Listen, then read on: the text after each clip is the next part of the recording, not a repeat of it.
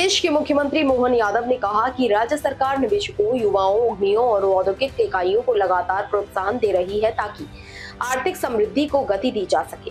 उन्होंने बताया कि राज्य में एमएसएमई इकाइयों ने रोजगार सृजन में महत्वपूर्ण भूमिका निभाई है और करीब 1.25 करोड़ लोगों को प्रत्यक्ष और अप्रत्यक्ष रोजगार उपलब्ध कराया गया है। सरकार का प्रमुख फोकस सूक्ष्म, लघु और मध्यम उद्यमों को मजबूत करने पर है, जिससे स्थानीय उत्पादन और निर्यात को बढ़ावा मिल सके। मुख्यमंत्री ने जानकारी दी कि पिछले 2.5 वर्षों में औद्योगिक इकाइयों को दी जाने वाली सभी लंबित सब्सिडी जो लगभग 3,750 करोड़ रुपए की है। उन्होंने कहा कि सरकार का लक्ष्य है कि राज्य को निवेश के लिए और अधिक आकर्षक बनाया जाए तथा घरेलू और अंतर्राष्ट्रीय बाजारों में मध्य प्रदेश के उत्पादों की पहुंच बढ़ाई जाए। इस दिशा में नई औद्योगिक नीतियों और निवेश प्रोत्साहन योजनाओं को भी तेजी से लागू किया जा रहा है। सरकार का दावा है कि लगातार सुधारों और निवेश अनुकूल वातावरण के कारण राज्य में उद्योगों की संख्या में वृद्धि हो रही है। यह नीति राज्य को आत्मनिर्भर और औद्योगिक से मजबूत बनाने की दिशा में महत्वपूर्ण है। इकाई के माध्यम से राज्य में लगभग 1.25 करोड़ से ज्यादा लोगों को रोजगार मिल रहा है।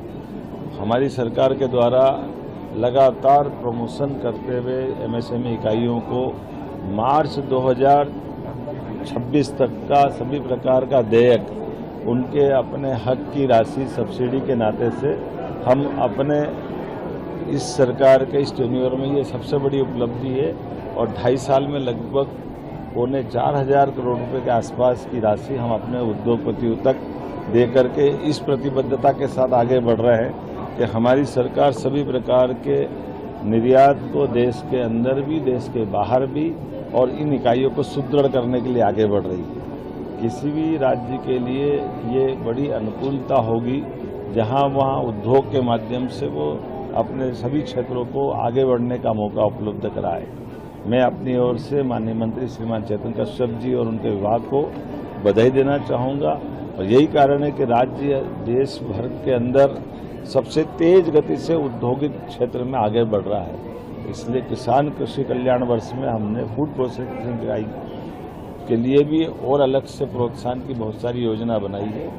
मैं उम्मीद करूंगा कि इसका लाभ सब लेंगे और हम आगे बढ़ेंगे। लाडली बहना की राशि बढ़ाने लाडली बहना के लिए आज मैं यहाँ से देवरी सागर में उनकी राशि डालने के लिए जा रहा हूँ और मुझे इस बात का गर्व है कि लाडली बहनाओं के साथ किए गए वादे के अनुसार हम हर महीने नियमित समय पर नियमित अंतराल से उनकी राशि दे रहे हैं। ये हमारी बहनों के प्रति प्रतिबद्धता है और उम्मीद करेंगे